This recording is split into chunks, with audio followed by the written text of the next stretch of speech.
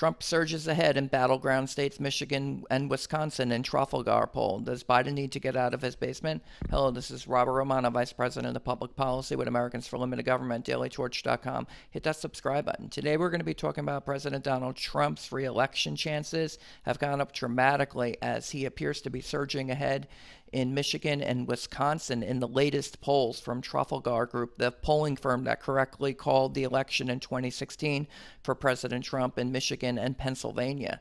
And in Michigan, the president is polling at 46.6%, Joe Biden at 45.2%. Back in June, this result was reversed for Trafalgar. So Trump has picked up ground in the Trafalgar poll since earlier this summer. And in Wisconsin, a very similar result, 46.2% to 45.4%. These were both states that President Trump carried in 2016, largely on his trade message against Hillary Clinton. And I think that's going to factor prominently again in 2020, where President Trump has ended NAFTA. He's renegotiated with Mexico and Canada and got the USMCA to replace it. And he also levied heavy tariffs on China in lieu of a phase one trade deal. He even got China to agree to that phase one trade deal, even though the tariffs were still being left on for hundreds of billions of dollars worth of goods. In the meantime, Joe Biden, he voted for NAFTA in 1993, and he voted for permanent normal trade in 2000 with China. And I think that that's going to come back to haunt him, particularly in these battleground states. And clearly he's not doing too well in the Trafalgar poll.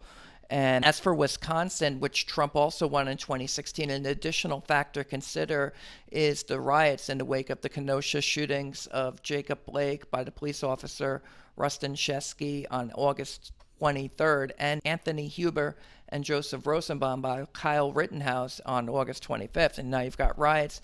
Now, shockingly, the National Guard has actually been deployed into Wisconsin by the governor there, the Democratic governor, Tony Evers, who has agreed to federal assistance. And then President Trump is already announcing success, quote, since the National Guard moved into Kenosha, Wisconsin 2 days ago, there has been no further violence and not even a small problem.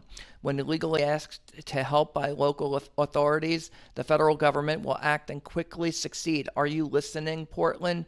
Here, President Trump is referencing the ongoing violence in Portland directed at the federal courthouse, but more generally, there was a shooting over the weekend, and I think that things are getting worse there, and President Trump has been calling for the governor of Oregon to deploy the National Guard for months. President Trump has said that if they don't do that, he's going to step in and federalize the National Guard. So we'll see what happens there. But clearly, I think President Trump's law and order message could now be resonating profoundly in these Midwestern states. In Wisconsin, for example, the overall poll shows Trump is beginning to exert his incumbency advantage in an environment where Biden has been kind of reluctant to leave his house to campaign.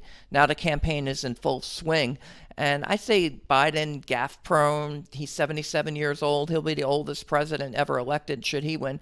He's been largely waging a virtual campaign. So I think he needs to get out of his basement more often and get out there and campaigning if he wants to really get an alternative coalition together to oust the incumbent president. It's very difficult to unseat an incumbent president in our system. That's why Trump, the odds are Trump probably wins in most cases. Now, Ronald Reagan managed to oust Jimmy Carter in 1980, and he did it by bringing together a coalition, and Bill Clinton as well. He got a coalition that was big enough to defeat George H.W. Bush, and those are the two most recent examples of presidents who have been ousted would be Jimmy Carter and George H.W. Bush. Now, the losers in those campaigns, they were kind of stiff and meandering and unsure at key moments, and there were tests of leadership that were not met. In contrast, I think Biden and his campaign, they seem unsure whether they can even get their people to the polls. They're emphasizing mail-in voting,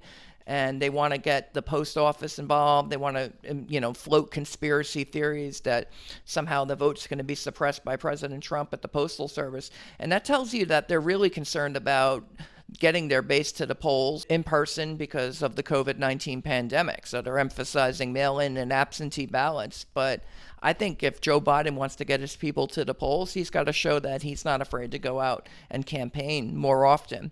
For a campaign, therefore, that could be lacking in enthusiasm, the only advantage Biden has really had is in the polls, where he's been leading in battleground states according to the Real Clear Politics average. They say that Joe Biden's winning in the critical battleground states by 2.7 points, according to the latest poll numbers and the average of those polls. That's how Real Clear Politics looks at it. But in 2016, all of the polls had Hillary Clinton winning, and only very few pollsters like Trafalgar actually had Trump winning in the key battleground states. And so I think you can make a case that if the polls were wrong then, why should they be right now? I think there's reasons to question the efficacy and the accuracy of the polls that are being taken, and there had to have been a reason why they were so far off. In Florida, polls underreported Trump's support by 2 percentage points. In North Carolina, by 3.3 points. In Ohio, by 5.5 points. In Pennsylvania, by 3.5 points. And Michigan, by 4.1 points. And those are the polls taken right before the election. The ones over the summer were even more ridiculous. Now, Robert Cahaly, the chief pollster for Trafalgar, he's the one who correctly noted that Trump would win Michigan and Pennsylvania in 2016. He told Real Clear Politics that the social desirability bias is worse than it was 4 years ago in 2016. A separate study now from Cloud Research is showing that this is a real thing. They did a separate survey that found that 11.7% of Republicans say they would not report their true opinions about their preferred presidential candidate on telephone polls. In contrast, just 5.4% of Democrats say they'd be reluctant. 10.5% of independents fell into the shy voter category as well. And then when you break it down to candidate preference, 10.1% of Trump supporters said that they would be likely to be untruthful in phone surveys, just compared to 5.1% of Biden supporters. And so I think that could actually hurt Joe Biden, which is overconfidence, that these polls that show Biden is winning in these battleground states, they could be wrong again, just like they were in 2016, and that could make the Democrats feel too comfortable and rest on their laurels. Interestingly, now, Cahaly's Trafalgar has Trump neck and neck in Minnesota, where Joe Biden is winning by less than a point here, 46.9% to 46.5%. And this poll was taken in mid-August, August 15th to August 18th. And so I think that if the Democrats can't win in Minnesota and they're not going to win Wisconsin or Michigan, I think President Trump's in a pretty commanding position right now. All along, President Trump has been touting a silent majority, the same as Richard Nixon in his silent majority speech of November 3rd, 1969, when he was trying to rally the nation to his Vietnam War policy. And he was saying, don't listen to the protesters, don't listen to the rioters. And I think President Trump is making a similar case now with his law and order message in 2020. We'll see how it all turns out.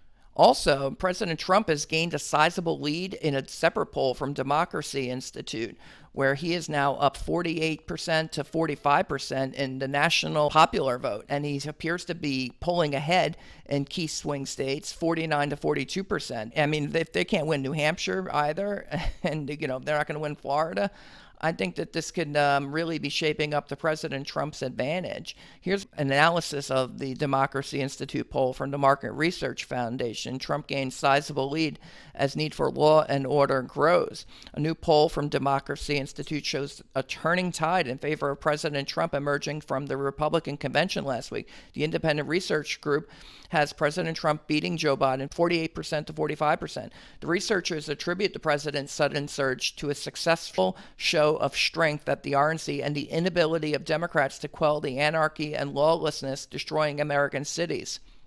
So there you go. And I'll leave you with the close here. And that might make all the difference in 2020. Whereas in 2016, President Trump was able to pick up states that had traditionally voted Democratic to defeat Clinton with his hard-hitting message on trade and immigration. In 2020, he may be building on that blue-collar coalition with his strong law and order message. Stay tuned. That's the commentary. This is Robert Romano, Vice President of Public Policy with Americans for Limited Government, dailytorch.com. Hit that subscribe button, ring the bell for notifications, and have a good day.